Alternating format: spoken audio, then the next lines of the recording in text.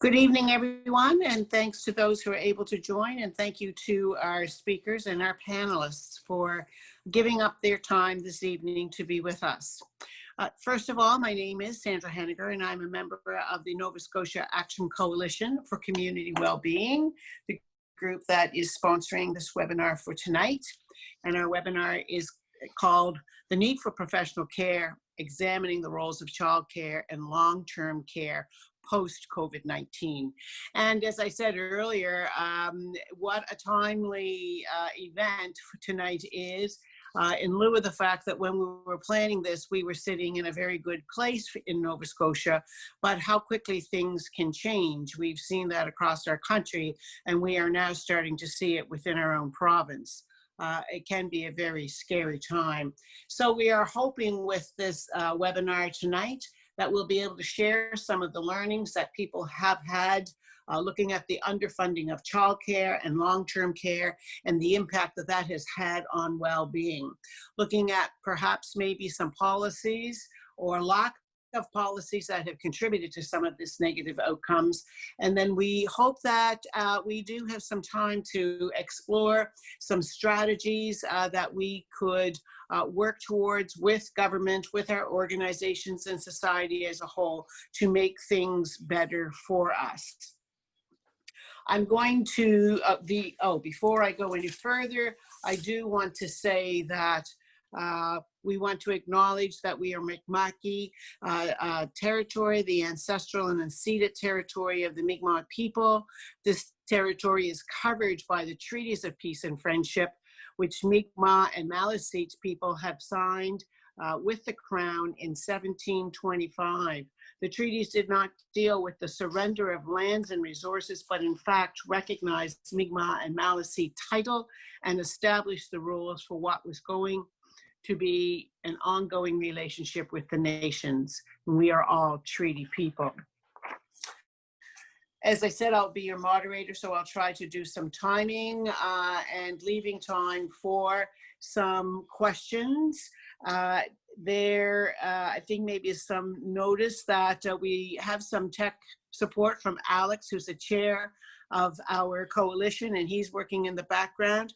For those of you who are familiar with using this Zoom webinar, there is a chat function that you should be able to find at the bottom of your device, and there you can make comments, address them to a speaker, address them to Alec, and he will collect these and send them my way for me to send questions out after we've finished. So we'll hear from all of our speakers first, and then we'll hopefully have time for some questions and some discussion. I'd like to begin by introducing our speakers with a quick bio first. Tammy Findlay is an associate professor and chair in the Department of Political and Canadian Studies at Mount St. Vincent University. Her research focuses on feminist intersectionality and social policy, child care policy, and democratic governance, and she has advocated for universal public child care provincially and nationally. She's the author of the book, Democratic Administration, Gender, Governance, and Democracy in Ontario, and co-author of Women, Politics, and Public Policy, The Political Struggles of Canadian Women. She's a research associate with the Canadian Centre for Policy Alternatives, Nova Scotia, sits on the board of ADSM for Women and Children, and is the incoming president of the Canadian Research Institute for the Advancement of Women. These bios will be put up on our link also for folks to reference later. Nan McFadgen has worked in long-term care for 21 years as a licensed practical nurse. She is the president of CUPE Nova Scotia, representing 19,000 CUPE members from many sectors across the province. Nan is a regional vice president for Nova Scotia on the CUPE National Executive Board. She is a member of the Nova Scotia Action Coalition for Community Wellbeing. Nicole Brooks Tegeer has a background, and Nicole, I do apologize because I'm pretty sure that's not how you pronounce your last name, so you can share that when it's your time to speak. Nicole has a background in communications and has worked in this field for 11 years. She has been employed with the Department of Health and has been with QE2 Health Sciences Center since February 2017. Her current area of focus is communication for the New Generation Project, which includes the new build in the Bayers Lake area, as well as the downtown addition to the Halifax Infirmary site.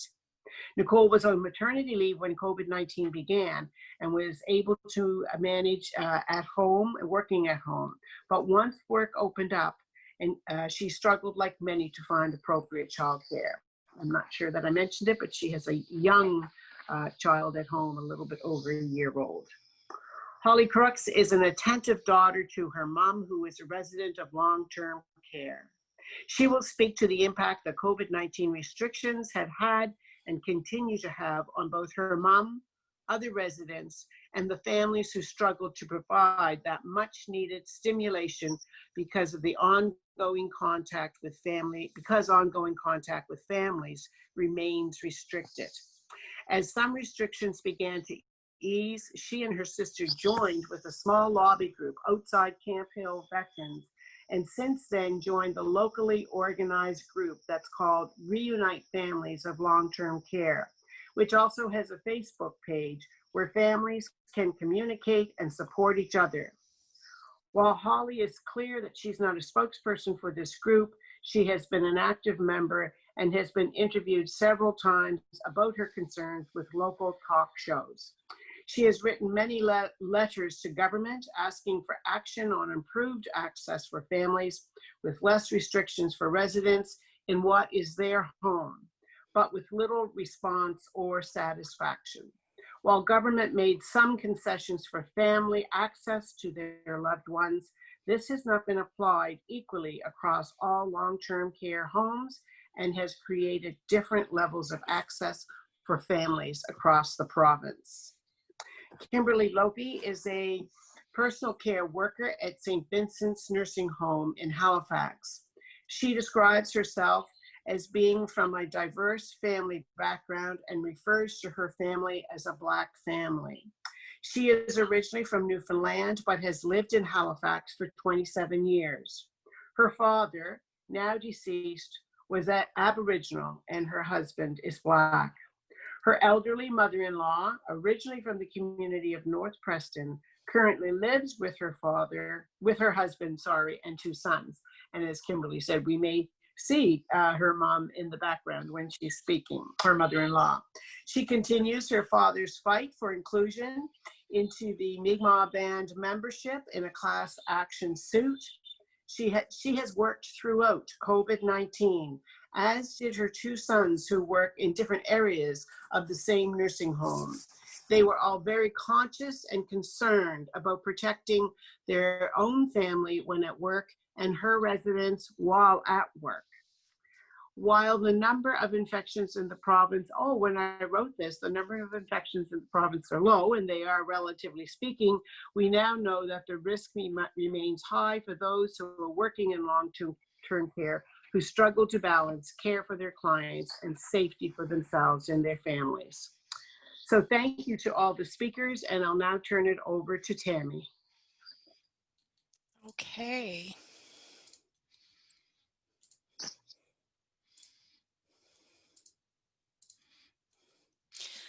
Well, thanks everyone for the opportunity to participate in this conversation. For a while now, some of us have been wanting to bring together voices in childcare and long-term care to really think about the continuity of care. And so I'm really glad that you've done the work of organizing this for us and we can have this conversation that we've been wanting to have for some time. So a bit of a roadmap for this evening. I'm going to talk first about the childcare landscape in Nova Scotia. I'll say a bit about childcare and the COVID-19 pandemic, and then I'll turn to some solutions and strategies. I'm going to talk about childcare in Nova Scotia, but I want to start by stressing that there's an essential role for the federal government to play in childcare, and I'll come back to this point later, but I don't want that to be lost in the focus on Nova Scotia. And we know that if we turn our attention to Nova Scotia, that we continue to take a market-based approach to childcare, and we need to shift away from that and start viewing childcare as a public service. The market-based approach that we take with childcare in the province has created a childcare crisis, and we have three pressing challenges around wages, spaces, and fees.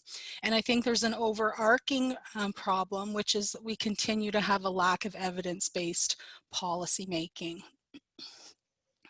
So if I talk about, I'm going to talk about each of these in a bit more detail. And the first is wages. So from a report from 2019, Saunier and Frank tell us that in 2012, Nova Scotia early childhood educators had the lowest wages in the country. And the most recent data still shows that they had the lowest wages in the country. So in 2016, the average wage for ECEs was $12.48 per hour. Now, since then, provincial funding was introduced in 2016 to increase wages to $15 to $19 per hour, depending on the level of training. But I would note that we now have the most recent living wage calculation for Halifax, which is $21.80 an hour. So we're still quite a bit below a living wage for early childhood educators. It's also not just wages that is of concern. There's a lack of benefits for early childhood educators, including pensions, paid sick days, and health benefits. And of course, these last two are especially important in the situation that we're in now with COVID-19. Because of the wages and working conditions, there are ongoing issues with recruitment and retention in early childhood education. And I think overall we have a systemic undervaluing of women's care work. And I think that's where you will see some continuity with Nan's presentation about long-term care. If we look at fees, in 2018, the average parent fee for licensed childcare ranged from $850 to $970 per month in Halifax. So I teach at the Mount, so I like to use this comparison that tuition fees for our students currently are about $715 per month. So parents are paying more for childcare than students are paying for university tuition. And we know that university tuition fees are unacceptably high. So I think that tells us a lot about the cost of childcare. In 2019, so I think it's also important to note that we don't have to continue this way. So in 2019, median monthly costs for all age groups was less than $200 in Quebec, and median monthly preschool fees were $451 in Manitoba and $586 in PEI. So they've managed to use public policy to lower fees for parents. And of course, British Columbia continues to roll out their $10 a day childcare plan.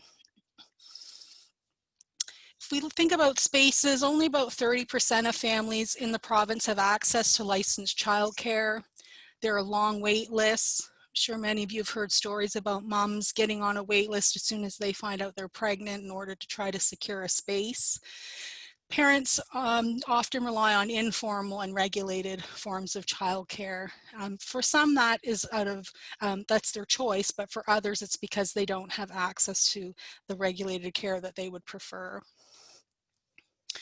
So what does all this mean in the context of COVID-19? Well, childcare centers closed in March. Most informal arrangements were affected because of social distancing and other protocols. There was a lack of services for frontline workers, and parents were balancing working from home, doing childcare, trying to homeschool, and a range of other things that were demanding their time.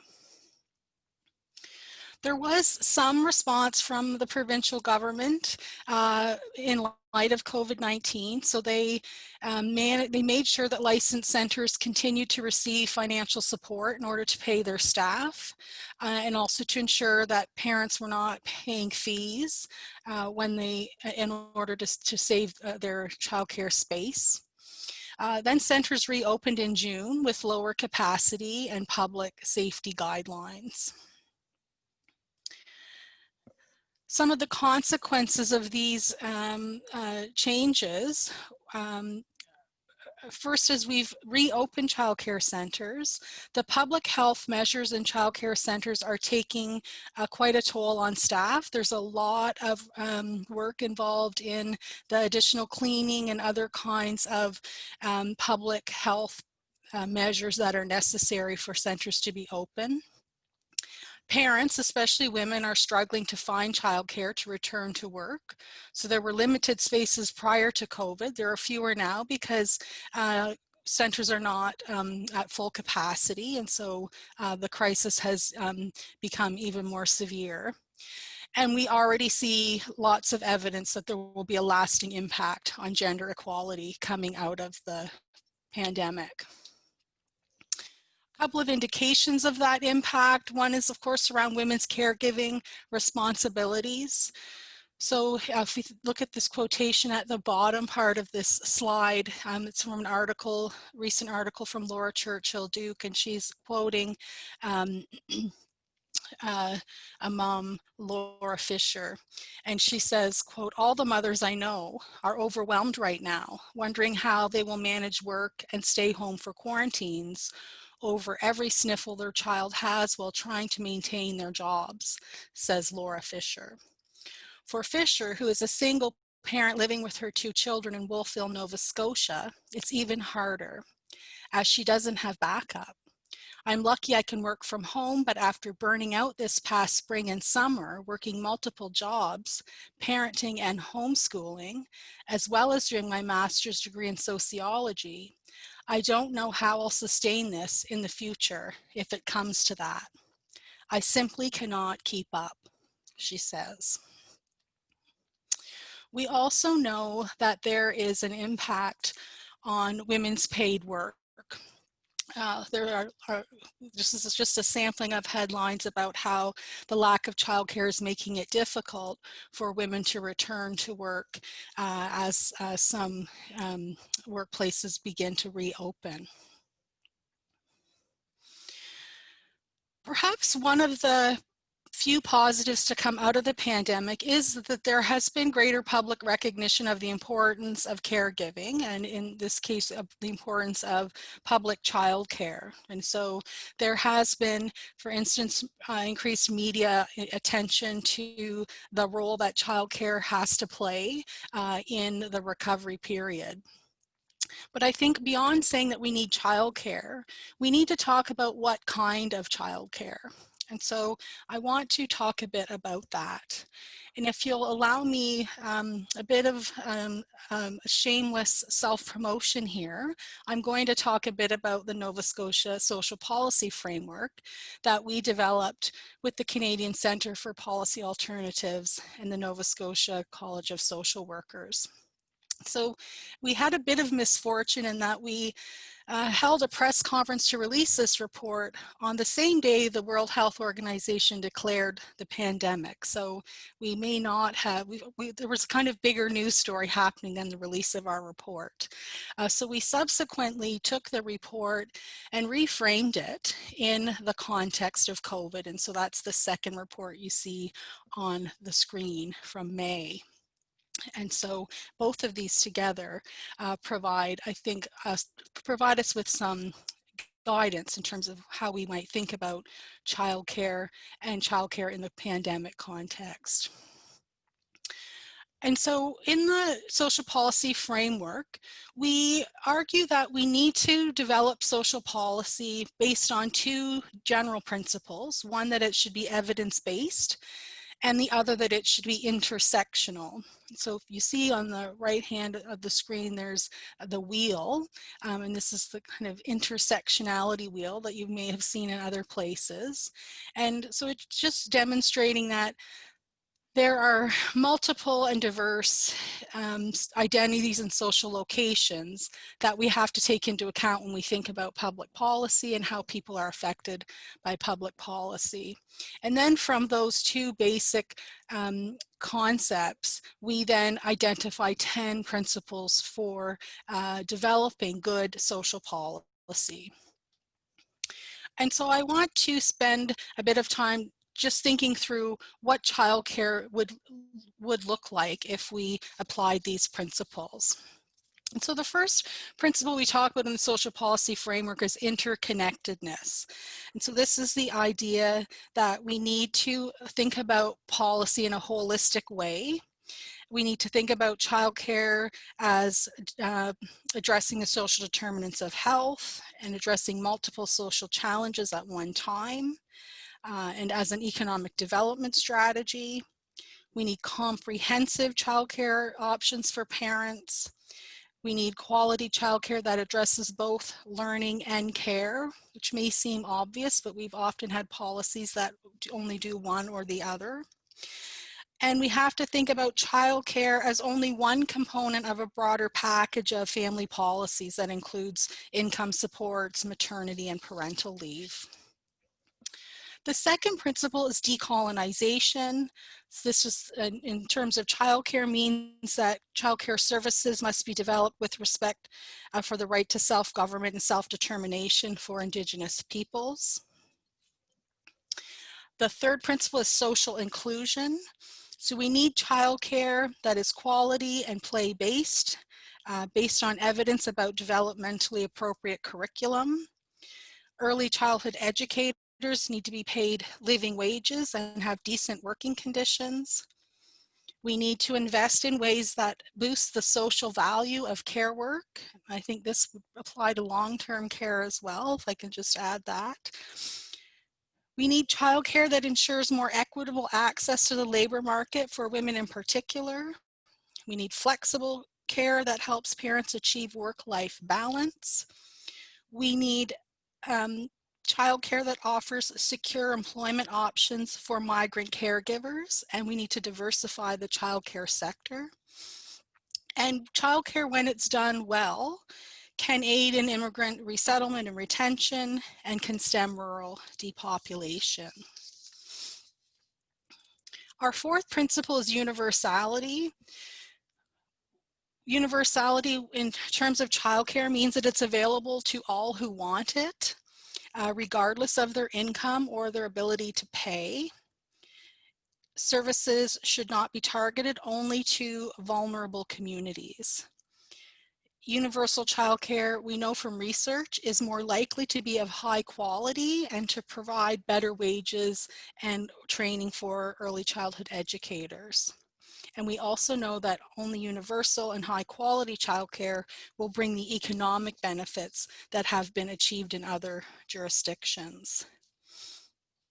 The fifth principle is climate justice. We need to invest in public childcare to create green jobs, right? So investing in a caring economy is investing in a green economy. Childcare will support workers, particularly women, in the transition to a green economy. And there's already work being done in early childhood settings to implement best practices around healthy, safe, and sustainable childcare environments. The sixth principle is decent work and well-being. So flexible childcare is needed to assist parents, especially women, to combine work, caregiving, leisure, and community engagement. And it allows women to have more equitable access to paid work. And of course, it will improve the working conditions of early childhood educators and allow them to afford the same services that they now provide for others, which in many cases now is not the reality. We need public provision, which is number 7. We should not think about childcare as a business. Childcare should be a public good. We should think of it in the same way that we think about public education or health care. Public funding should not be given to for-profit providers, and subsidies should be replaced with a public system of regulated childcare. Public childcare follows the international evidence that points to higher quality, better access, and stronger accountability. Number 8 is fiscal fairness. Childcare, like all social investment, requires a progressive tax system. Childcare, we know from research, more than pays for itself in the long term through productivity increases, job creation, and increased tax revenue for governments. Also essential around fiscal fairness is that we have gender-based analysis of budgets that consider the impact of government inaction in childcare policy. It's not only what governments plan to do, but what are the costs and impacts of the things they've failed to do. Number 9 is shared governance. As I noted earlier, childcare is a provincial responsibility, but the federal government has an important role to play in providing funding and a coherent framework of principles and standards throughout the country. Stable, sufficient, and federal funding must be provided to provinces, territories, and Indigenous governments for childcare, tied to conditions for accountability. Now, there were some fairly significant promises made in the recent throne speech, but it's unclear yet whether these accountability measures or which accountability measures will be in place and how much funding is actually on the table. The final principle is democratization. We first need to hold governments accountable for their persistent inaction on childcare and other social policies. And I think the pandemic has shed light on these failures, and of course, certainly in failures around long-term care. Government should work with local and school authorities, Indigenous communities, service providers, early childhood educators, parents and community groups, and researchers in order to design, deliver, and evaluate childcare services and to transition from the patchwork that we have now to a full coordinated system. In addition to these 10 principles, the context of COVID also means that there are some immediate needs for childcare centers. And so governments also need to provide supports to stabilize centers that have experienced losses since COVID-19. So I'm going to just wrap up with a few words about strategies, and then we'll turn it over to Nan. So I want to stress that the problem around childcare is not a lack of evidence. It's one of power. Right? We have lots of evidence. We just have not been able to put that evidence into action through the political system. So we need to build a political movement. And I think the fact that we're talking today about caregiving in a continuum is part of building that movement, to thinking about how caregiving is interconnected. We need community policy literacy, and we need advocacy capacity. That was one of the reasons the social policy framework was developed, and we've now been organizing a series of workshops where we have communities walk through the principles of the social policy framework and apply them to different areas of social policy. We need a provincial childcare advocacy coalition. Some of us have been working on that, including Nan, and some of our plans were foiled because of COVID. So we were organizing foundational coalition meeting in April, which of course was canceled due to COVID, but we're still working on bringing folks together who have a shared interest in childcare advocacy. So I've just given you our email address there if you're interested in getting involved in that. We would love to have you on board. And I think in all of these cases, we need to inform this political organizing with the principles of intersectionality. So we need organizing that is inclusive of diversity and that understands the range of experiences that are brought to political organizing. So I'm going to end it there. Thank you.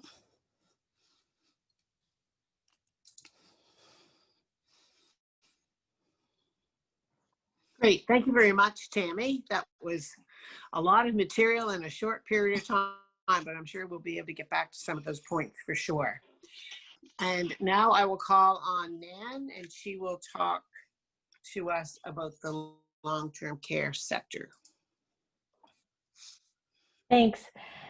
It's also interesting to note, tagging on to Tammy's topic, that childcare was a serious issue for long-term care workers during COVID, and we have had members fired for not being able to go to work because they couldn't get childcare in a system that was desperate for workers. So not having accessible, dependable childcare impacts everyone. It impacts children, parents, workers, and the people they care for. So the toll of the pandemic in care homes in Canada has been, as we all know, horrific. Canada actually leads the world in the proportion of deaths that have occurred in care homes. There has been increasing evidence that the worst outcomes have been in the private for-profit residences, a vast proportion of which have been recently reported to be owned by real estate development companies, complicit in the housing crisis in Canada as well. Just this week in Winnipeg, the corporation Revera lied about the staffing levels in their Maple personal care home during a COVID outbreak where residents have died. What does this tell us about what we have learned as Canadians from the first wave? Most provincial governments, with the exception of British Columbia, were slow to react to the COVID-19 pandemic. This was despite the various pandemic recommendations as a result of the SARS outbreak in 2002-2003, which showed the value of appropriate staffing levels, wages, single site rules, preventative health, and safety precautions, including, as a last line of defense, appropriate personal protective equipment. Single site rules require employers to ensure healthcare workers, including long-term care workers, only work shifts at a particular site. This is very difficult as the industry has increasingly relied on part-time and casual workers to provide just enough care. Workers are forced to obtain a series of part-time jobs at different sites in order to earn sufficient income. In Nova Scotia, we did not institute the single site rules. Many who work in the care sector have more than one job to make ends meet. This resulted in some employers not allowing them to work in more than one site, however, not guaranteeing them the hours they were losing from this restriction. It has also resulted in many workers continuing to work at more than one site, which put them and those they cared for at higher risk. Only the British Columbia single site order required employers to offer full-time employment to workers through a coordinated process of selection and reassignment to a single facility. The failure to deal with the pandemic early and effectively meant rampant infection at long-term care homes, with many resident deaths and many instances of workers becoming infected or being forced to self-isolate for various periods after exposure. Low staffing levels and short staffing situations were made worse. Remaining staff were required to work substantial overtime hours, and workload dramatically increased. Seniors and those who care for them have long been undervalued by society in general. In Nova Scotia, we have not seen an increase in the resident staff ratio since its inception over 20 years ago. 8 years of austerity in long-term care have only worsened the challenges faced in this sector. For example, Northwood had applied for funding to add rooms to reduce the double room occupancy. That was denied. What would the tragedy in Northwood have looked like had it been approved? We'll never know. Long-term care experiences critical staff shortage in every occupational category, undermining teamwork for care. It's very difficult to recruit to a sector where the pay is poor. There is mandatory overtime. The work is challenging, and you are unlikely to ever get your requested vacation time off in the summer until you have earned enough seniority. Our members used to enthusiastically recommend their profession to younger relatives and neighbors. Sadly, this is no longer the case. For this situation to change, the underlying issues must be resolved. First and foremost, pay and related benefits must be raised to reinstate long-term care work as a good job in all regions of the province. Workers must be treated with respect by administration and by the government. The last 8 years have seen new lows in labor relations in Nova Scotia.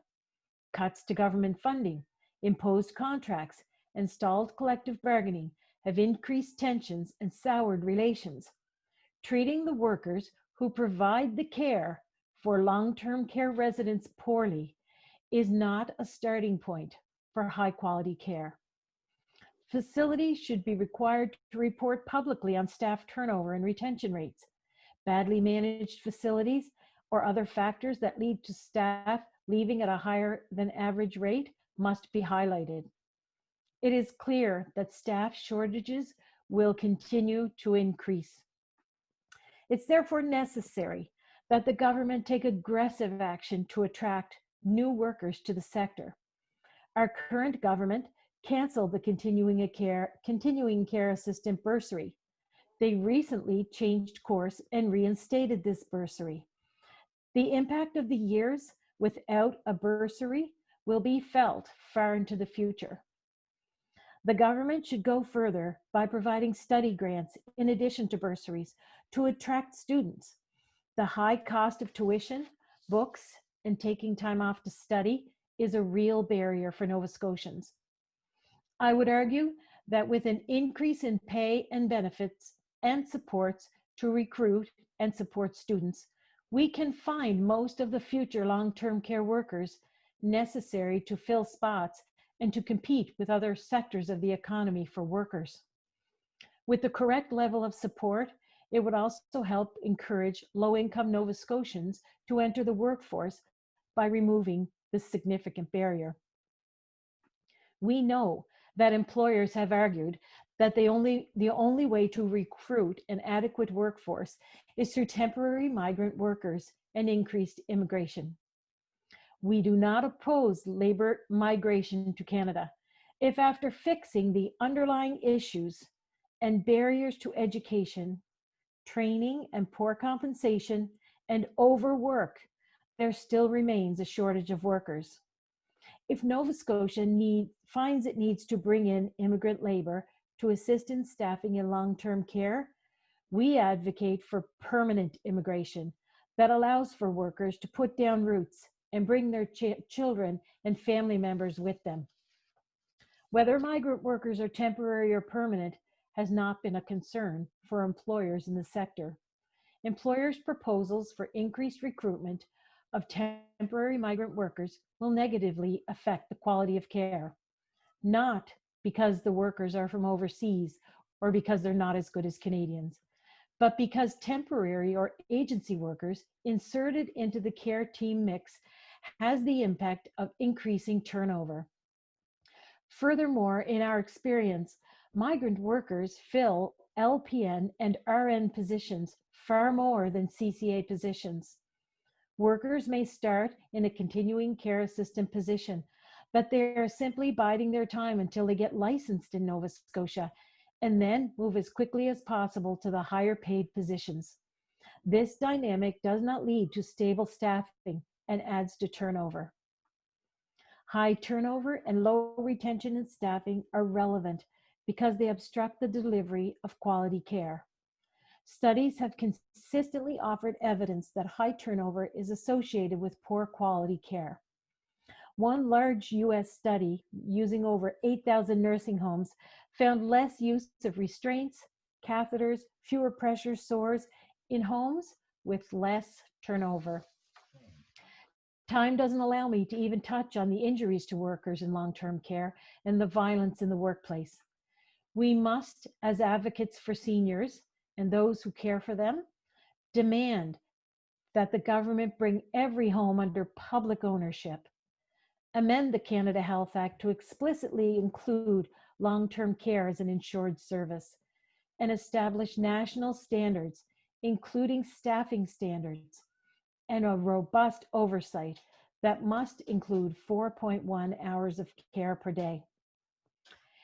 In closing, reasonable workloads, fair compensation, open communication, respectful management, and a stable sector all factor heavily in maintaining cohesive, consistent care teams and quality care conditions. This is what Nova Scotians expect and deserve, nothing less. I recognize at times my remarks are political. The kind of long-term care and childcare Nova Scotians received, I believe, will be determined by their vote. Thank you. Thank you very much, Nan. Lots there to think about, without a doubt. Thank you for putting those thoughts before us. And you did very well in your timing. So we will now move on and we will hear from Nicole. And she will give us some of her experiences and thoughts about what she's heard so far tonight. Hi, everyone. Thank you so much for having me. Please let me know if you can't hear me. Well, I've had my connection drop a few times since we've joined us. I'm hoping everything is going to work well as we go forward. First and foremost, I just want to say thank you for inviting me to participate today. Speaking about my children is always a great and exciting topic for me. And I'm also a feminist working in healthcare and on the other side of things. So I always have an opportunity to kind of glean knowledge from both perspectives. Recently, I was actually in a meeting with a few doctors and they were discussing the effects of COVID in actually long-term care and how things across Canada, how there needs to be a change in how Canadians approach long-term care in general, and that, you know, it's become a casual sort of needed upon solution for what we should do with our elderly. And we needed to change our way of thinking is what this person told me. And I looked at this doctor and I said to them, that's great, but how are you going to support changing this perspective? So from what I heard from this person was, you want people to be cared for at home for as long as possible. That is great. I think that's an excellent solution. People want to be home if they can be home. But who's going to care for them at home? Because what I was hearing in this conversation was that as a woman, I'm going to raise my children at home or raise my children, care for my mother who when she becomes elderly, but what are the supports that are going to be in place to make sure I can do that well and still maintain my full-time job and still maintain my mental health and still care for myself as well as I should. And so there's a lot of people know how the system is broken and how the system should be maintained and supported and changed so that we not only have a healthier society and more wholesome society and less hoteling in long-term care because people just can't care for their families anymore. But there's no systemic change and no systemic push in place by the people who are in power and by the men who are in power and by the male doctors who are making these policies to actually support women like me and my friends moving forward. So it's something that I found incredibly timely and also incredibly frustrating at the same time. So they know how to fix it, but they're not willing to support us in making that change. That's my anecdotal takeaway from that conversation I had last week. I have a 14-month-old baby girl named Audrey and a 5-year-old son named Cameron. Cameron started primary this year. When COVID, the first lockdown happened in March, Audrey was 6 months old, and Cameron was about 4.5. We were home together, and it was fine. You know, looking back in hindsight, it was fine. We made it to the point where I could go back to work in September, and Audrey thankfully had a place in daycare. Similar to what Tammy said, as soon as I found out I was pregnant with Audrey, I called Cameron's daycare and made sure that she would have a space there when Cameron left. And that worked out. And I was very gracious and thankful.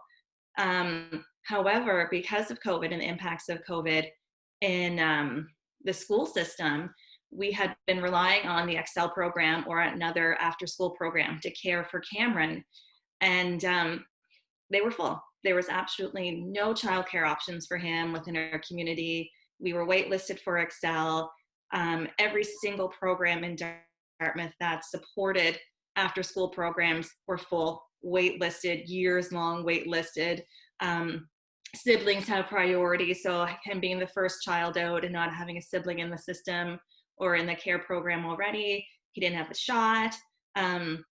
We had a Hail Mary acceptance into a daycare center that provides school-age care, but it was out of our district, so it was this next school system over. And because of their elementary program was full for primary, we couldn't transfer him there. So my Hail Mary, amazing, I thought, opportunity for him to have not only childcare before and after school, but like over Christmas break and summer vacation, which is like, by the grace of God, acceptance would be like, it's like Harvard in the childcare standard. We couldn't get into it because they were full, and the principal of the school was incredibly gracious, and she was incredibly empathetic. And her explaining that, she's like, I wish I could do more to support this for you. We are at our cap. I'm so sorry. And so I make a joke among my friends and who are children of divorce like myself. It has never served me so well as it did until I had children, because now my children have 3 sets of grandparents that they can be cycled through. And so that's what we did when Cameron started school. Was I called my dad and his wife, my stepmother, I called my mom and her husband, and I called my partner's parents and basically asked, when can you pick him up? Because I can't leave work. I'm literally just going back to work on the first day of school. Can you support me in this? And they did, and they were wonderful. We just kind of cycled through who was going to pick him up every day. And my stepmother didn't have to be at work until 9, so his school starts at 8:50, so she picks him up still in the morning and drops him off. And my mother or my father or my husband's parents would pick him up after school. And after about a month in, we did get into after school care with Excel, so he goes there after school, and my stepmother still continues to take him to school in the morning. So I mean, I have the privilege of such a support system to make this work. And I have the privilege of being able to be on maternity leave when COVID happened, and that I had a partner who still kept his job, and we still were able to provide for our family. And yes, it was exhausting being with my 2 kids 24 hours a day, 7 days a week, without having that backup to call a grandparent, but I still had the privilege to call a grandparent when we were able to expand our bubbles. And that's huge. But I have friends and I have colleagues who, during the COVID lockdown and going forward, who were home with high needs children. So maybe they were home with a toddler who was very much needed their attention while they're also trying to do their full-time job and trying to balance that. I also have a colleague who is not only home and working, but also home working, caring for her children, and also homeschooling her children during that process. And I don't understand. I mean, I understand it on like the holistic macro level of how our society works, that somebody needed to pick up the slack, but I don't understand how we continue to make exceptions for, you know, growing the economy in Nova Scotia and keeping the economy going to the detriment of women's mental health and the detriment of women's care and to the detriment of caring for, you know, our most vulnerable populations, and not supporting our essential workers who are in, you know, working in long-term care, not supporting women and making sure that they feel that they're not going to lose their jobs or get fired because they have children. Because, you know, we're taught that we are to be women who are achievers, and we go out in society and we get jobs and we have children, and we need to climb that corporate ladder and do all of these things. But when the economy needs to stay open, and because of the consistent wage gap that we're still, most of us aren't making as much as our partners are if we have a male partner, we are the first ones who fall victim to losing our jobs, taking reduced hours from our jobs, having the detriment on the burden of our mental health, and, you know, feeling as if when we don't rise to the occasion as wholesomely or as fulsomely as we would like, that we're failing somehow.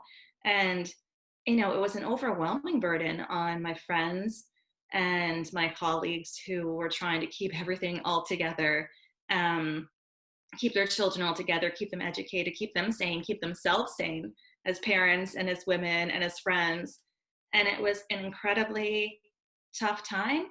I'm so thankful that I still have my children in childcare now, and they have excellent childcare. My daughter loves her daycare teachers and goes to them gladly every morning, which I thought was incredibly rude of her at first, but I am happy that she's happy and doesn't miss me too much during the day. But it's also, you know, I still feel that little twinge in my chest. So I'm thinking, if this lockdown happens again, will I lose my mother as, you know, someone I can count on just for a small reprieve in my day when I need, you know, I just want to go sit in my car and have nobody on my lap and have silence for a couple minutes. And that's hard to think about what's going to happen next. It's a lot. We're continuing still to try to make that balance work and kind of have that COVID lockdown. What happens next? What's going to happen? How are we going to deal with this when the lockdown, if a lockdown happens again? Just looking at my notes that I made while Tammy and Nan were speaking, I'm going back to how on Tammy's slide, and it was an article that I read about the she session, I think it's pronounced, about how it's a recession, but, you know, it's in female-led economies and female-driven fields. And I think it's so cute that they gave us a cute name when it's affecting women, but when it's affecting a giant population, it's a recession and it's serious. But if it's just for women, it's a she session, and maybe it's not that bad, but it is bad. You know, I think I read that the COVID lockdown and the COVID impact on women's health, but not only our health, but on women's success in the workforce, has set us back 30 years. And that's, I mean, that's not okay. That's astronomical. That just one 8-month blip in our collective 2020, you know, 21st century world has set us back 30 years. And I'm hoping, and if not, if our current government doesn't see the role and value of women in the workforce and women in childcare, women as essential workers, not just in healthcare, but in service industries, you know, at Sobeys, at Superstore, and things like that, of how we keep the economy running and how valued and important our work is, that I certainly hope that there's going to be women like myself and my friends and my colleagues who are able to make a push for better strategies, better politics, better policies moving forward, so that we don't have to endure something like this again. We've been doing, you know, we've led this and been part of the workforce for so long, and we've been made such strides, and I refuse to be set back by something that could have been handled so much better and gone through investment and been a positive thing to see how we can move women's work and care and forward in a system that needs it but undervalues it. So in closing, because I don't want to ramble too much, and I'm sorry, my work phone rang and got me distracted for a moment, but I acknowledge the privilege I've had of having the support during COVID and being able to have a job that provides me with a maternity leave. That was wonderful, but this isn't something that I want to repeat again without support, and it needs to be valued. It needs to be brought in as a main pillar of how our society needs to function. And it's something that I look forward to influencing as we move forward. So thank you.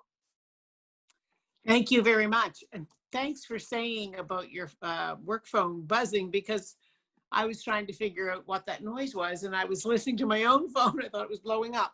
Lovely. Thank you so much. Again, that firsthand experience is very valuable for us to hear. A friend of mine who was that at-home teacher, and she said this proved to her why she never became a teacher. And her son actually told her she was the toughest teacher he's ever had. You don't mess with a mom and a teacher.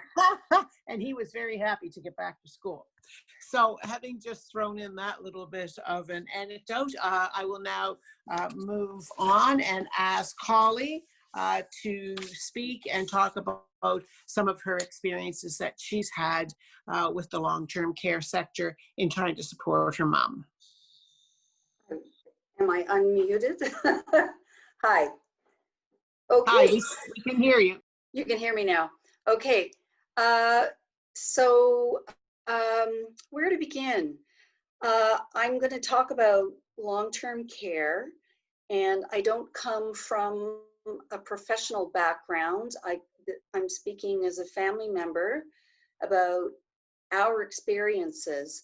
My mom is a resident of Northwood Manor, and she's 90 years old this past June. Prior to the onset of COVID, my mom was a resident in assisted living for the previous 2 years. It was her choice to move there after much research of places where she might move when it became apparent that she needed more assistance to live and try to maintain a sense of autonomy and independence. The assisted living at Northwood seemed to be a good fit, and my sisters and I helped to facilitate that move. We were very active and involved throughout her stay there. And about a year ago, my mom became ill with a really serious bout of pneumonia. She was hospitalized for a month and released back to her home just before Christmas last year. And it was apparent then throughout last fall that her care needs were changing. So she was reassessed, and it was apparent that she would need to move into the first level of long-term care, because when you're in assisted living, you're actually a tenant. You're renting an apartment, and all those services that help facilitate your independent living are provided. But once you become a resident of long-term care, everything changes, and so you're admitted. And she needed that, so she basically was admitted February 7th, and 3 Saturdays in a row I got to go in after the market, as was my regular practice, and my sister, who lives 5 minutes away, and I were routinely there almost every day, 5 to 6 times a week. We stopped in. We helped always to organize her belonging, as she had some short-term memory deficits as a result of a previous stroke some years earlier, and there was evidence that may have been progressing. We were there frequently, almost daily, helping her facilitate her social life. She had a very active social life. In fact, often I might stop in to visit her and find she was gone because she had organized a bridge game, and she would get up, get herself dressed, put on lipstick, jewelry, and be gone. She would meet up with friends. She had friends all over the building. And although she used a walker, she was able to mobilize independently and had autonomy about how her day progressed. And she had a very good quality of life. And less than 3 weeks after she became a resident in long-term care, by the end of February, there was a lockdown on her unit due to a respiratory outbreak. It was flu season, a full 2 weeks before the official lockdown in long-term care in this province. And so as the months went on, we were all paying attention. We were all home, recognizing the seriousness of what was happening to all of us collectively, and only able to have phone contact with my mom, who was watching way too much COVID news, being quite alarmed by it. And we just kept saying, you know, it's going to be okay, Mom, it's going to be okay. She said she felt very isolated. She literally wasn't allowed to leave her room. And at the time, she was sharing a room, not yet in a private room. And her roommate was a lovely lady, but basically, you know, a relative stranger to us. And we were grateful initially that Mom had a roommate, because it meant she wasn't entirely alone. And because at age almost 90 at that time, that kind of isolation, it's a form of solitary confinement. You're eating 3 meals a day in your room on a tray in takeout containers with plastic utensils. So that's an aspect of quality of life that just got wiped away. And all the social activities and interactions that were giving her cognitive function and stimulation, all gone, aside from phone calls from us. And you know, she was isolated, and she did complain her roommate was usually on the phone all day because her family were trying to support her, so she didn't have that much company. But so by June, in the rest of the province, we were all beginning to have our bubbles expanded.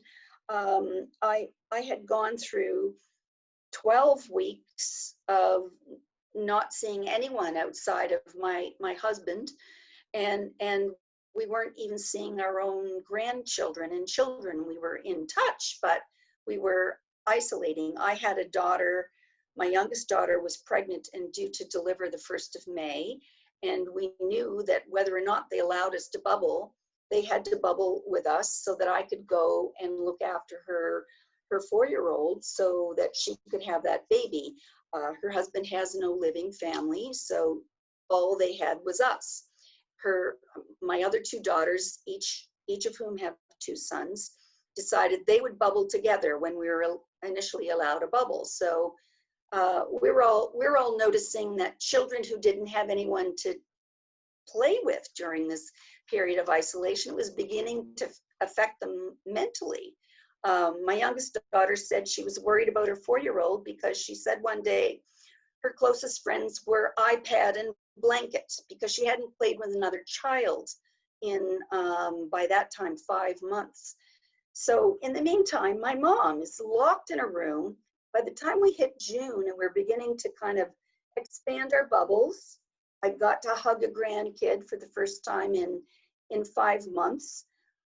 By that time, my mom had continued to be locked in a room without getting to leave her space for in excess of 5 months. Well, she went from a woman who could get up and mobilize around the building and conduct her social life to someone who stopped bothering to get up, to get dressed, because she didn't feel there was any point. She was depressed. All of these kind of effects of that continuation of lockdown were predicted by geriatric specialists, but our government I feel that they really took a very blunt approach in terms of, we have to keep our vulnerable people safe, and so we're going to lock everything down. And they didn't really pay any consideration to the harmful effects. I began my letter writing campaign of advocating early in June, and I wrote to every level of government I could think of. I spoke to every level of administration at Northwood, saying, I'm very frustrated and angry, and I'm not sure where to direct this to be effective. And so I was given to understand that they were following the directives issued by the Department of Health and Welfare, and they were not permitted to deviate from those. And so I found a copy of this, printed it out, examined it. I paid careful attention to the language that was used, and I recognized that my battle of advocacy was not with the administration at Northwood.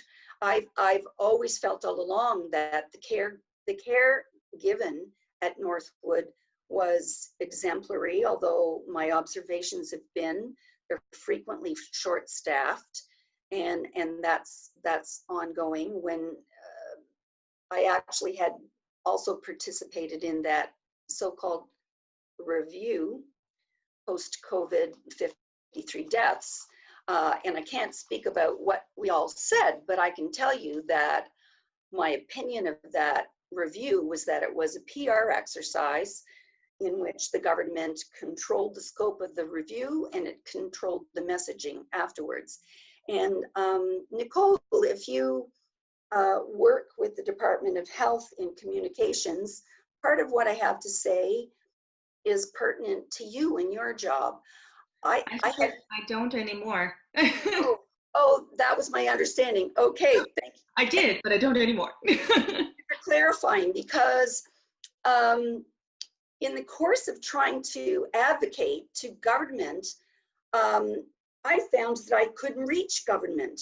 I couldn't even get an auto response most of the time. I couldn't reach anybody.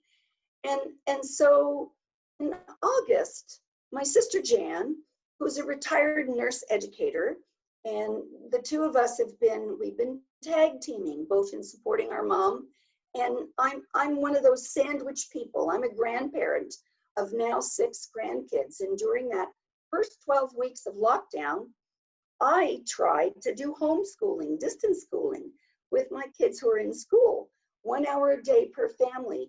And I very quickly recognized that I'm not qualified. There was so much work that went into it. And I thought, how do teachers do this? We don't pay them enough. And so much of our care work, whether it's teaching or long-term care or childcare, is very heavily, it's female work and it's undervalued.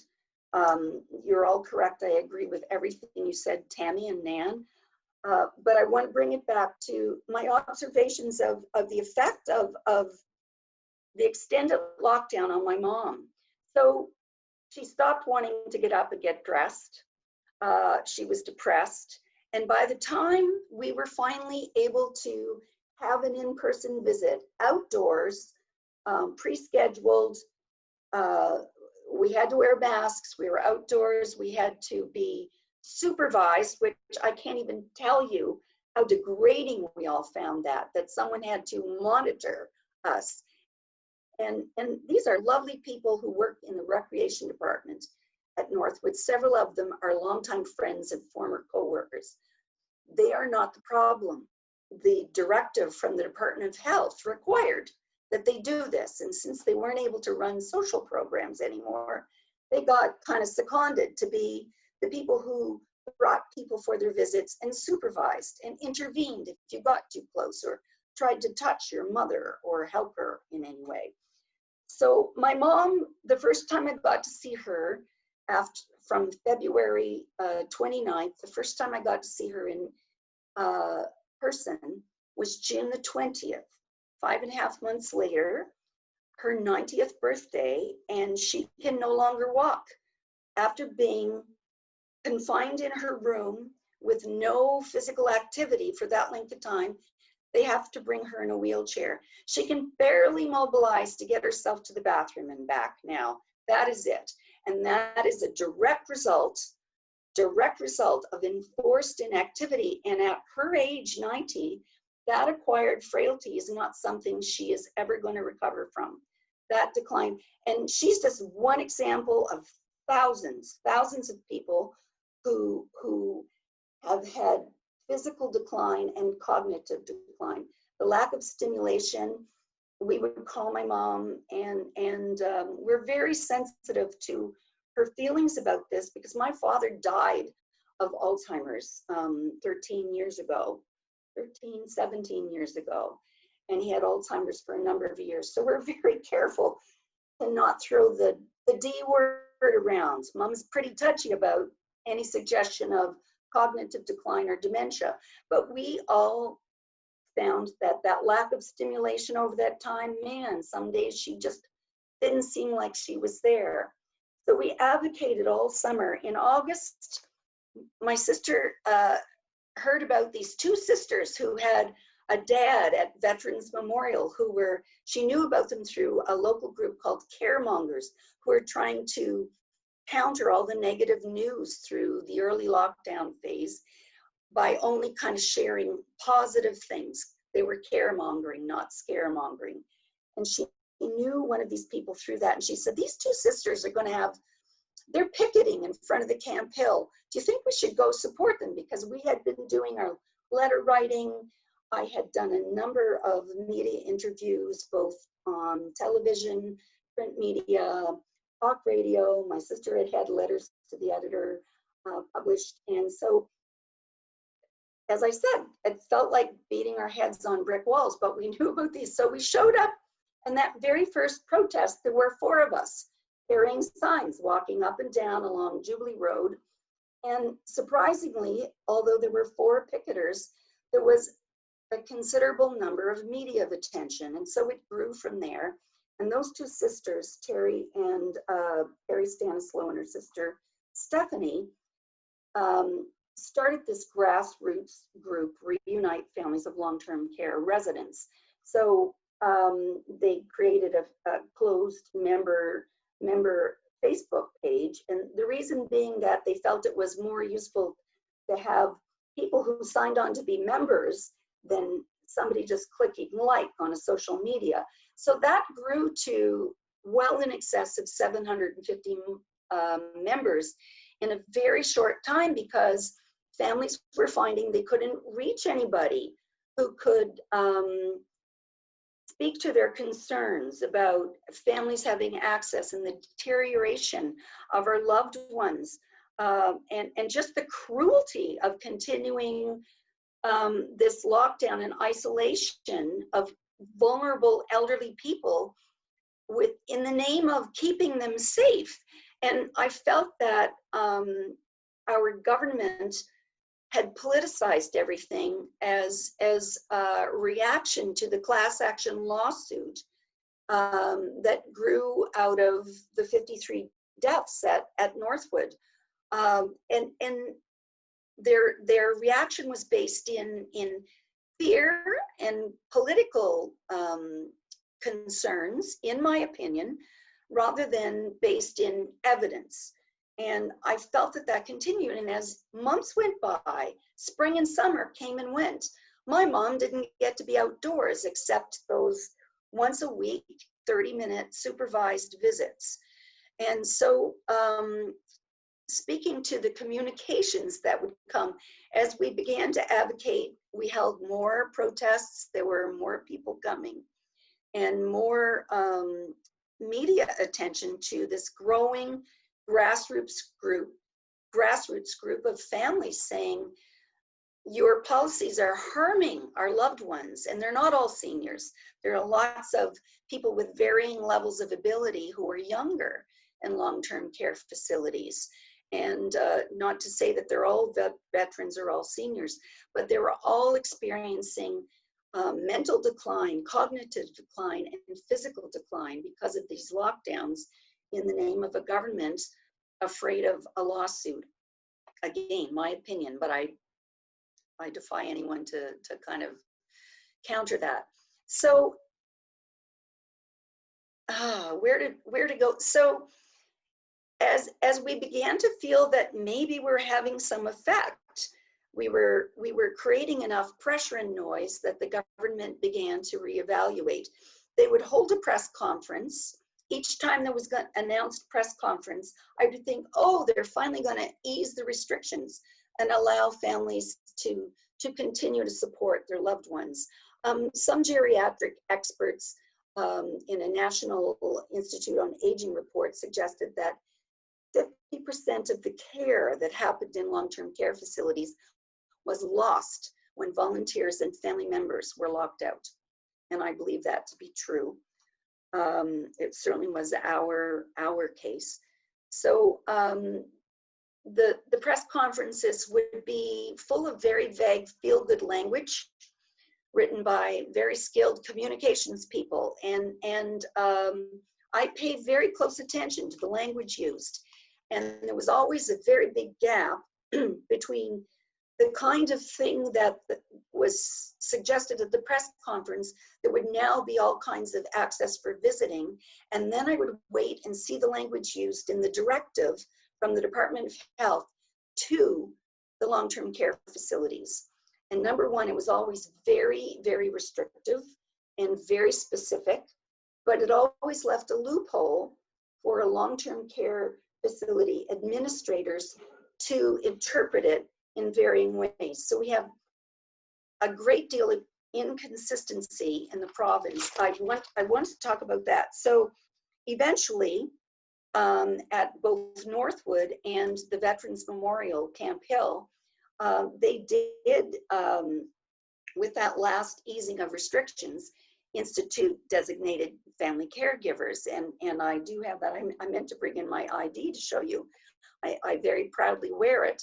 And my sister and I, although we can't be there at the same time and we coordinate with each other, we have daily access. Daily access is possible at the Camp Hill. And so what's happened in our advocacy group is those of us who were very kind of verbal and had a higher public profile have kind of gone silent, because it's not that everything's perfect, it's that we're busy being caregivers now. We're in there every day, every other day, and doing whatever we can to take up the slack and take that role we'd had before as part of the circle of care for our loved ones.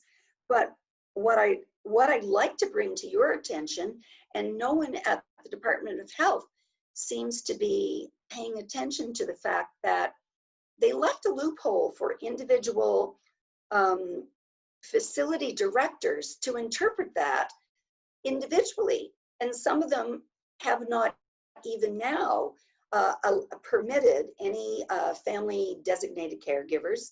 They're still restricting visits to once a week, 20 minutes, 30 minutes. Some of them have decided they're not going to allow any indoor visits. And if you have a grandmother who's in her 80s or 90s, imagine, aside from today being 20 degrees, imagine making her sit outdoors for a visit while you wear masks and you're in the cold and you're 6 to 10 feet apart. It's not reasonable. So I'm wondering why the Department of Health has not instituted a minimum standard of care, a minimum standard of access for families. And while they did kind of make noises about recognizing the, in their words, unintended harms of the continued isolation, they haven't assigned anybody to monitor the implementation of those easings of restrictions. And it's so inconsistent across the province. It's from somebody like me getting in every day or alternating with my sister every day to spend as much time with my mom as we and my mother decide is necessary, to some places where not only are people still not allowed that kind of access, but if they, in some long-term care facilities, particularly in the Valley, there are places where the family members were retaliated against by those administrators if they advocated too strongly on behalf of their loved one in the facility. I perceive that there are administrators who are abusing their power, and the province is not being accountable to monitor that. I do see, and I'm kind of referring back to something you said, Nan, that part of the problem is the government has relied too heavily on private for-profit long-term care facilities. And those people at the table with the Department of Health are administrators or the in my opinion, self-serving board of administrators of those private facilities. They're at the table with government, but nobody speaking for residents or families are at the table saying, look at these other aspects. So we need the government to, we need the government to actually open the legislature. I'm just appalled that we are the only province that has not had a functioning legislature throughout this pandemic. And we've had a premier and his much beleaguered chief officer of health kind of doing this just as a duo when there is so much other expertise they could be drawing on. Holly, Yes. I'll need to ask you to wrap up. Okay. So great comments. These are comments. So I would like to see some consistency, and I think the Department of Health needs to put somebody to monitor that. We need everyone to be able to have access to support their loved ones, and we can't have a return to that kind of lockdown. I feel like my access as a family caregiver is not secure. I don't know what's going to happen if we have another community outbreak. And I'm willing to continue this role and be treated the same way other staff members are treated. I wear the PPE, I undergo the screening. I'm limiting my contacts in the community in order to be able to pass the screening. So I could go on and on. Well, I think it's pretty obvious to all of us to hear your dedication, your compassion for the situation, and your persistence in wanting to continue to have access for your mom for sure. And I'm sure that this current situation is on your mind all the time. I am now going to ask Kimberly to speak. Oh, I remember. Good evening. So I've been listening to everybody talk, so I have a lot of respect for childcare workers because my mother-in-law moved in with me 21 years ago, so I've never had to pay for daycare. So seeing the cost of that made my heart drop. So I feel for anybody that actually has to pay for daycare. Going now 21 years later, I'm now the caregiver. So she's 94, in fairly good health, but is showing signs of dementia now. I lost 22 in the Northwood pandemic, 22 out of the Black community. So there's 22 people that I knew that we never had funerals for, that we never got to celebrate their life, that we never got to say goodbye to. So I know 22 personally out of my mother-in-law's Black community from Northwood. So I empathize with anybody that was there or had to deal with it. So I was at work at St. Vincent's the day Dr. Strand said the lockdown is happening. I remember an RN coming to me saying, all family members have to leave. Kim, can you go do it? And as me as Joker, as I always say, I don't have an R or an N on my name tag, that's not my responsibility. I'm not management. So from the very beginning, I was there. And then we started hearing about things that were happening in Ontario and the deaths. And then we started questioning PPE gear. So I'm a union member. Nan knows me personally. I'm now on my QP executive. We had to fight for PPE gear.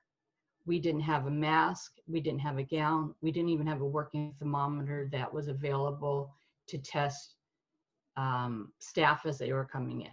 So along with my group of union people and special people over at her office, we wrote letters and we fought daily. We wanted masks, we wanted gloves, we wanted PPE gear, we wanted the doors locked, we wanted the process. And truthfully, these many months later, it's still some gray area. We had I guess a quality control person come in recently, and then they were setting real guidelines. Now we have the 6 feet apart in the elevator. We were all doing that based on what we felt was necessary. So I don't want anybody to feel that, you know, management did a great job. It was actually the workers. A lot of people were so scared of this. They were scared to bring it in. They didn't want to cause sickness, cause a death. That's enough responsibilities. We watch people die daily. But to know that we brought it in would have been heartbreaking for any of us. We had staffing started to be a question because we had people working in 2 places. Our management requested that if you had somebody at one, a family member at one, and you were in the same household, you were requested not to work. So that CERB that came out, a lot of people that were in our building took that option because they didn't want to cross-contaminate 2 buildings. But that was them losing income, them losing part of their pension payments, them losing vacation time. But that was something that was discussed, and our management wanted one location only. And then we got the daily policies that were coming in based on you couldn't sit with your friends at work. Masks had to be on. You had to be, if we had our group huddles, the spaces had to be available. So that was a daily change for us. And then unfortunately, we did lose a few. We never ever had the infection in our building, so I'm thankful for that every day. But unfortunately, with time, as a person passed, then the spaces for rooms became available. So I'm on a floor where we have 34 residents. If we were to go to single room only occupancy, we would have 22. So slowly, as people unfortunately passed, not from COVID, but just from circumstances, they were starting to move people, and they were starting to give them the 1 room occupancy, which we worked very hard to and tried to get. That started to be seen, but as soon as we started seeing 1 less person on the floor, then the staffing ratio changed. I will say that our work tried very hard to get staffing, and we did get, I'm not going to call them foreigners, but we did get people that were from out of the country, and the criteria for them to work in a nursing home at that time was they had to have a medical background. I had an optometrist from India that did not know anything about a bedpan, and I had a person that was a medical note taker, stenographer, whatever the term is. And because they had that, they were considered qualified PCWs. So on top of the stress of having COVID, we were getting people that were not qualified to do the job. And I love my coworkers. I'm not in any way saying that they're not capable, but the strain of having to train somebody that knew nothing to come into a pandemic is probably the most harrowing thing you have to do, because you're panicking trying to keep guidelines correct. You're panicking on trying to teach them correctly, and then on top of that, your staffing level is lower than it should be. So you have stress upon stress upon stress. I don't want anybody to ever feel that their families were not taken care of. At my facility, we are very lucky. We had enough recreation staff that they provided us one recreation person per floor. So my 34 residents going down to 33 as time went on, was there daily. So she was the extra feeder that we needed. She was the one that, you know, would come with music. She would put church service on. Our residents were not isolated to their rooms because the only thing we had just before COVID was the RSV, which was just a respiratory issue. So knowing that that was contained, our residents were allowed out of the rooms. So I don't want anybody to feel that your lack of care, there was a lack of care. I work with people that daily, because of a union representative, were wanting to know, how can we make things better? We got to make things better. What are we going to do? Who can we question? Can you get this answered? And daily I was going to management, or my union president was going to management, and we were making sure that care was 100%, and staff that I worked with, truthfully, were working at 110%. They were going above and beyond. I don't want anybody to ever feel that, you know, Northwood was, it was unfortunate, but I don't want you to feel that the staff that were in there didn't do their best, because daily, I know people that worked at Northwood, and they were fighting daily to make sure that everything was being followed as carefully as possible. Now that we're going through the process of one resident per room is the ideal, then the government just implemented that in order to keep funding, they were requiring that beds had to be at full occupancy. So now we have a panic again, because we have residents coming in from hospitals that have been in hospitals for 2 years, 16 months. We've had one, she came in 19 months, and we did have a COVID unit. It was on our first floor of resident occupancy. We had 6 beds allotted.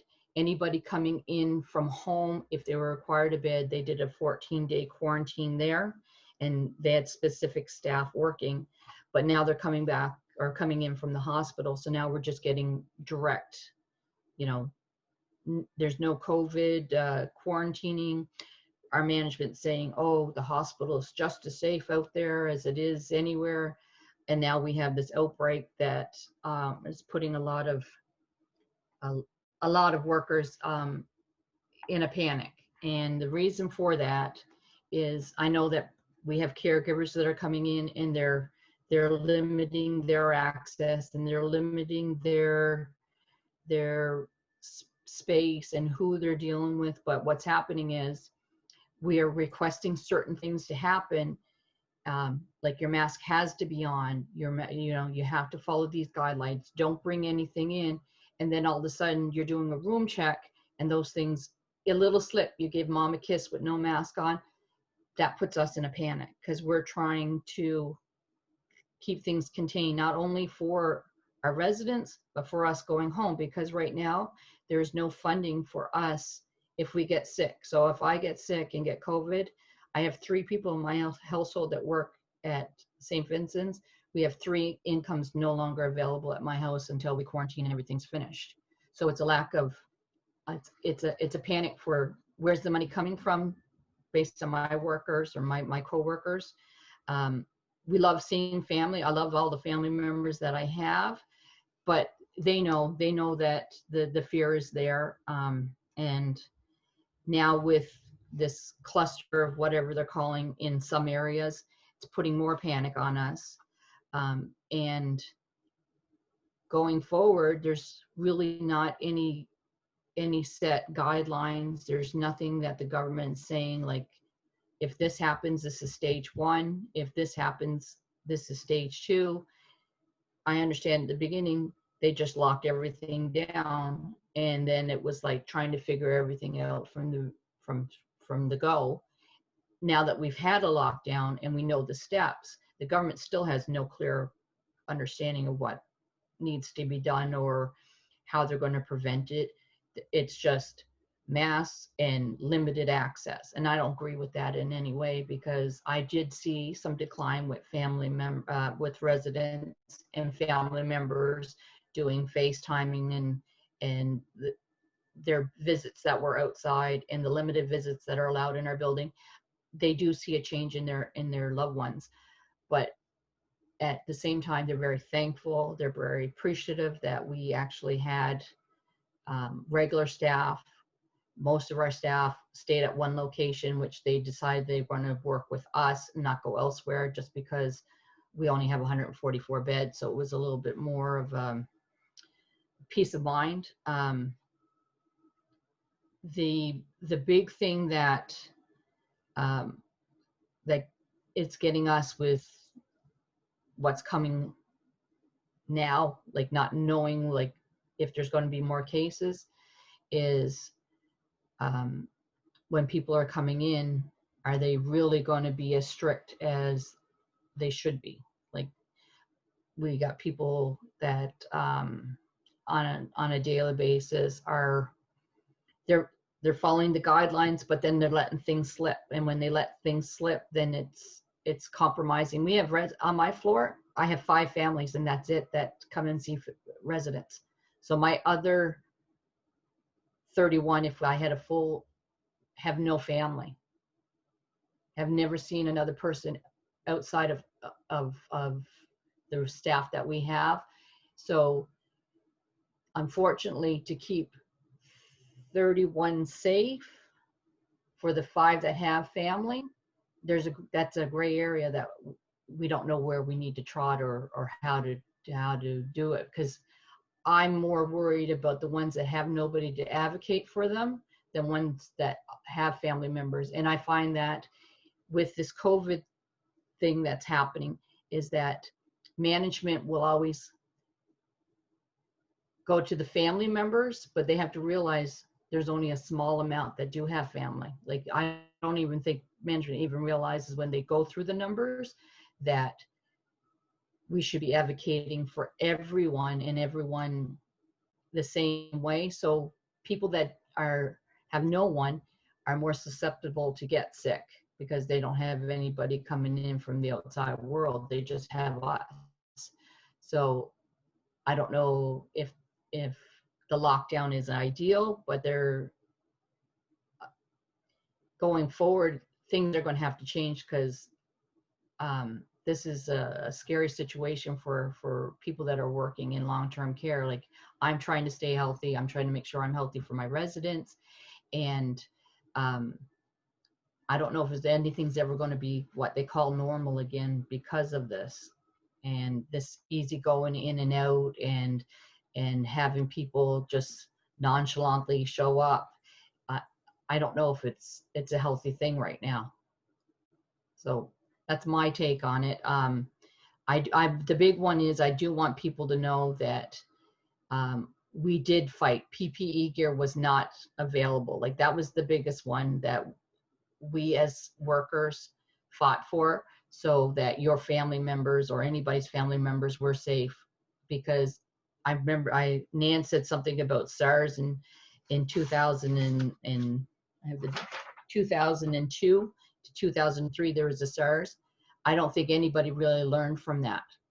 And going forward, this may be just something that we really need to focus on, is that safety is number one.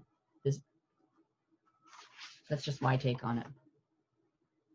So I don't really have a lot to say, because this is, I'm just speaking as a worker, but I do want you to know that we did do our best, and we are still doing our best, and we are fearful, but I don't want anybody to ever feel that their loved ones weren't taken care of to the best of anybody's ability. Thank you.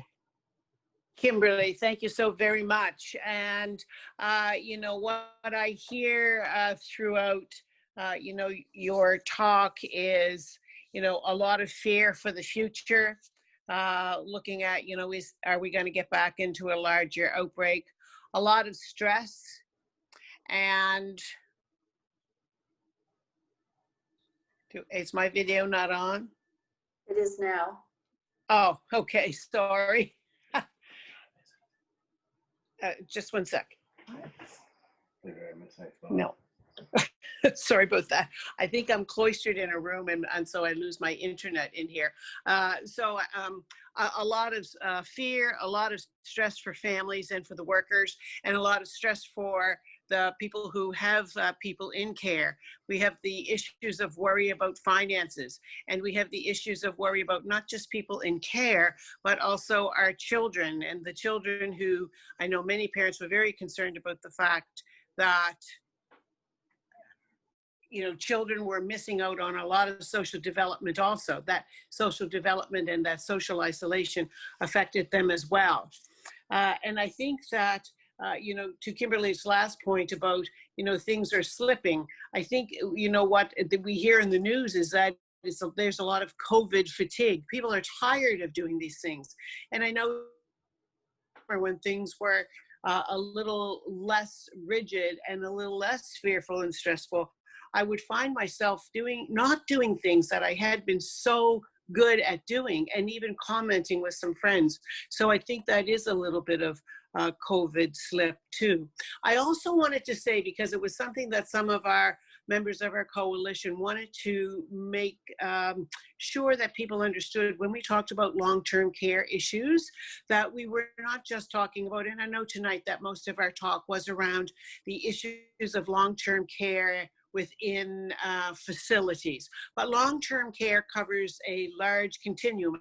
And I think that Holly talked a little bit about that when your mom was not necessarily in full care. She was in a supported kind of environment.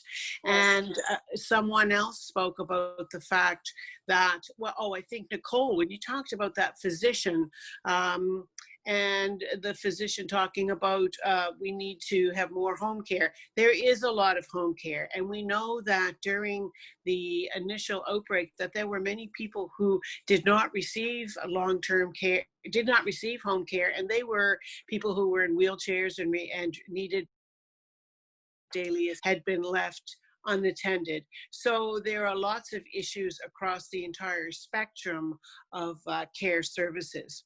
So now I think that there is someone, Alex, who wants to ask a question. Is that correct? Yeah, we're going to go to Vicky Levac, and I'm going to allow Vicky to talk. So hopefully this will work. I've never done this before. So Vicky, do you want to ask your question?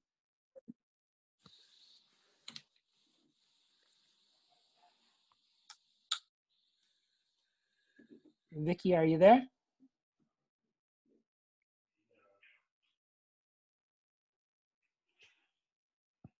Okay, didn't work quite as seamlessly as I hoped it would. She's saying, don't forget about me. All right, we'll keep trying to work on this. Nan, maybe you can, or sorry, Sandra, maybe you can keep the conversation going while we try and figure this out. And again, this is the time for questions, folks. So if anyone wanted to ask, please feel free to write in the comments section. I think I got it. Oh, there you are. Hi, Vicky. How's it going? Hello, I am good. For some reason, the unmute button didn't work, but it does now.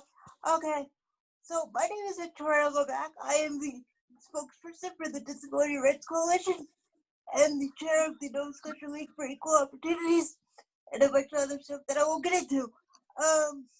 But just so you know, I do know what I'm talking about. I'm 29 years old. I live in Arizona Care, and one thing I've noticed is they do this all the time with people with disabilities. They paint us all with the same brush. So yes, there are lots of people I live with who don't understand COVID's a thing.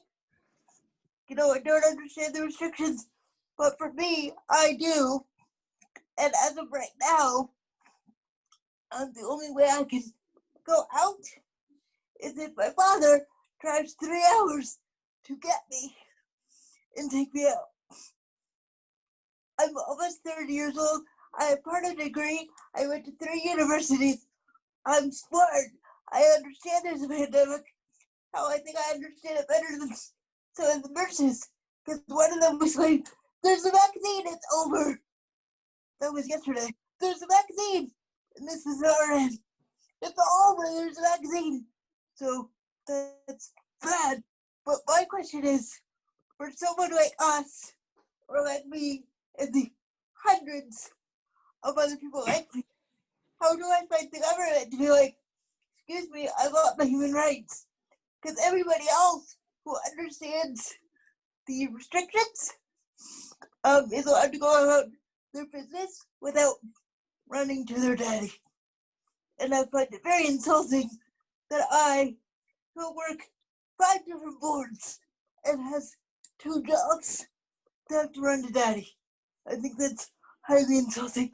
Plus, he has PTSD, so going out is very difficult for him. But he's doing it so that I can have a life, and I'd like to make it stop that he has to do that. Not that I don't want to see him, but I hate that it feels obligated to do so, because otherwise I'm stuck in my house. So my question is, what the hell do I do? Because I already talked to I already emailed Dr. Strang and the Premier and have not gotten a response at all. So Vicki, thank you so very much for describing your situation. And I think that Holly also expressed the same sort of frustration in trying to be able to get a response from government. I'm going to ask one of our guest speakers or both if they would like to make a comment. Nan or? Sure. If I was Vicki, I'd reach out to the press. And if I was Vicki, I would email Nan and she would probably introduce you to some press. That's what I would do if I was Vicki. Yeah. Okay. Can I make a suggestion to Vicki? Yes. I had a lot of interest from Rick Howe on News 95.7 FM. And the reason he followed the issue of the rights of people, the human rights of people in long-term care, was because he had received a call in his call-in show one day from an elderly woman living in a long-term care saying, I feel like I'm a prisoner. When did I become a prisoner? And it was very emotional. And he followed that topic throughout the summer. And he every time there was a new development, he phoned me and invited me to come back again. And this is, he's not on the air this week. He's taking a week's vacation, but he'll be back next week. But I can assure you, if you call his show, that man will help you bring this to the public's attention, because he was one avenue when I couldn't get a response from anyone in government. And we just kept it up and kept it up and kept it up. That is one person that will respond to you, Vicki. Excellent. I just want first, hi Vicki. Everyone doesn't know, but Vicki was also on an advisory committee for one of my recent projects, which was about finding different ways to engage the public. And I think what we learned from Vicki and her colleagues who are on our advisory committee is exactly what she was saying, that the expertise they have is invaluable around public policy. And so the suggestions that are given around going to the media, I think are really important, right? Because just in your comments, we can see how much you know about these issues and how important it is for those kinds of, for that kind of expertise to be informing public policy. Well, thank you very much, ladies. I have been going to social media. I have not gone to Rick Howe yet. I will do that next week. I have a meeting or an interview on the 17th with Main Street CBC, because I have been there. So we'll see how that goes. but thank you for all the advice. Good for you. Good luck. Good luck with that. The other comment I'd like to say in relation to Vicki coming on and talking about individuals with disabilities is that we have talked within the coalition also that this is another group that while many folks, and as she says, she's a young lady in care and because of disabilities, but has so many other different roles that sometimes folks get seen or missed or clumped together, and everybody is an individual, but yet many times that individuality is missed when we're having these kinds of discussions. So we have talked about the possibility of maybe in the new year actually looking at doing something around individuals with disabilities.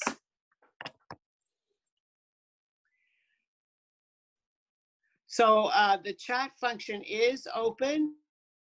Is anyone who would like to ask or pose a question to any of the folks who have spoken? If any of the panelists want to ask a question? I think this is very timely, and I think that all the fears and anxieties that we experienced in the spring are starting to resurface. And, as everybody is trying to do their best, I hear, Holly, I heard you say you're starting to look at your kinds of contacts to make sure that you stay safe and are being safe around your loved ones. I heard Kim say the same thing. Yes. I myself this week have said I'm going to lessen my footprint out there. So I think that we've learned a lot. And I guess what I am hearing is that while we've all learned a lot, and many of us who are in these coalitions or at grassroots levels have always feared that while the rhetoric was there at the time, where was the action going to be that would lead to the change that most of us know needs to occur? Where is that will to make that change, and who's going to do that change? Absolutely. It doesn't look like we're even going to have a second session of legislature this year. It's appalling, really. It means our government continues to make itself unaccountable.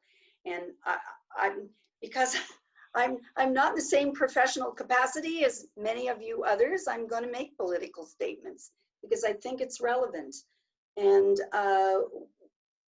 we need an act in the legislature to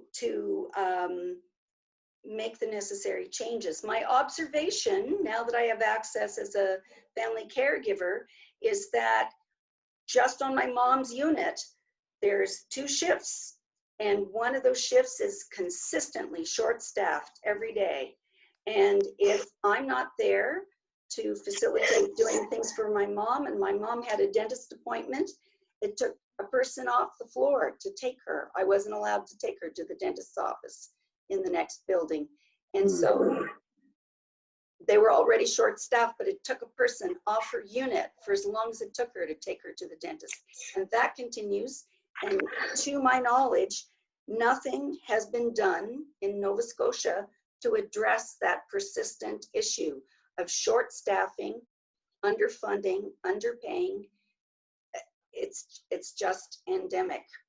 I'm wondering, Dan, if you might want to make a comment on that, because I do believe when you someone spoke about the 4.1 hours of care.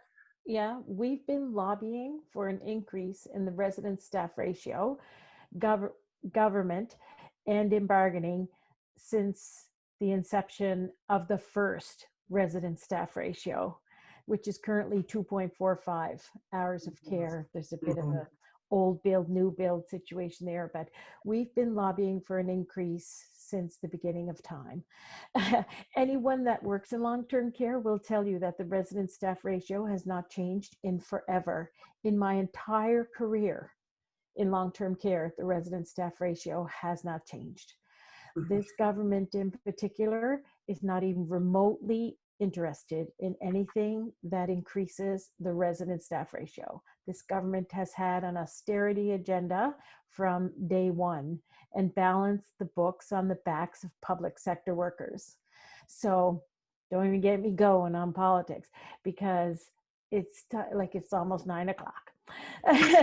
But I tell you that when we are looking for activists, I'm going to look for you, Holly, because we're I'm a always. reluctant activist, have been reluctant all along. My mom was in long-term care, and I had to advocate for her as a daughter, and I can feel the pain in your voice when you speak about your mother and what she's been through. And I'm just grateful my mother wasn't here for that experience. So when the time comes when we need family voices to raise our voice, because this government clearly doesn't hear ours, I'm going to reach for you, and I'm going to hopefully rally your forces so that you will join in the fight that we've been having with this government for the last 8 years. I hear you. Great. Thanks, Nan. I have a question here from Lauren Monroe. My eyesight's failing here. And her question is, could folks elaborate on the potential in political narrative creation and amplification around care work as inherently green work, equity work, etc. Intersectionality is inherent in care work, yet the narrative must name this and inspire. No, she's saying, or yes, no. So I guess I'm gonna go to Tammy. Okay, well, great question. I'll just also note I put the email address again in the chat for the coalition. Yeah, I think that's exactly right what you're saying about the narrative. So we are seeing more connections made between the notion of a green economy and care work. My colleague Christine, I think, is in here somewhere, and she is often making that connection publicly, and I think all of us need to do that. We need to do it whenever we have the chance to make this connection. And I think you're also correct about the intersectionality piece. So I don't think that we are doing enough to make that part of the conversation around the green economy and care work. And so yeah, there may be creative ways, as you're suggesting, to think about how we talk about all of these things at once, the green economy, care work, and intersectionality, and how all of those are interconnected. Good. Sorry, I'm looking at the chat and answering at the same time, and I'm getting the 10 points in the yeah. And so I think that those principles, the idea of them is that we can apply them to all kinds of different policy areas. But I think what you're pointing out, and I don't think we don't explore very much with the framework, but I think has lots of potential, is about how those points could actually be used in this kind of creative narrative making that you're talking about. So yeah, I would love to think more about that and how what that could look like as a different form of activism, so like digitally, that you're talking about. So thanks for raising that. And it looks like we have another question, and probably just enough time maybe to answer it. And that is to expand on the meaning of comprehensive care. So this is from Nicole to all the panelists. Can you expand on the meaning of comprehensive care? Sorry, it was actually for Tammy specifically. She mentioned it in her 10 points. Oh, okay, perfect, great. I wrote down comprehensive care ? So I wasn't sure what it meant. Yes, thanks for that too. So I think that while we talk about public childcare, comprehensive care is broader than that, right? It includes having parental and maternity leave that the majority of people can actually access, or we don't have that in Canada. We have kind of new extensions of the parental leave policy at the federal level that really will only benefit the most privileged of families. And so it goes back to Lauren's point about the importance of an intersectional lens here as well. So we need to have caregiving policies that go throughout the life cycle. So we should also be thinking about how all of the things you've been saying about long-term care, how that is linked to the questions around caring for children. So before children enter childcare, we need better parental and maternity leave. We need universal public childcare. We need better after school care once they get into that stage. And we need to think about caregiving really throughout our lives. And it goes back to Vicky's question also, right? So how do we think about caregiving as a kind of integral to every aspect of our policy making?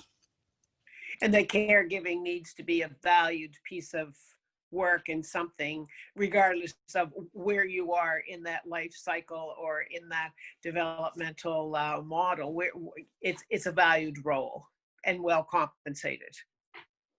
Well, I would like to thank everyone. It is 9. I don't think, Alex, there's been any more questions.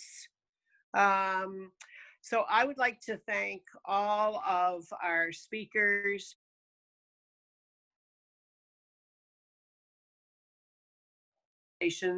So much has not been done that we all know needs to be done. And I'm glad that we've made some connections here tonight too. And I suspect that some people will be calling upon others as the time and the situation arises. So thank you so very much. This has been recorded. If you want to go back and look at it, if you feel there's something valuable here that others may want to see, it will be placed up on YouTube, and we can, Alex will make sure that we know when that happens. Thank you very much. Thanks to Alex in the background for being our techie and making this all work. Good night, everyone. Good night. Good night. Good night. Thanks, everyone. Bye. Good night.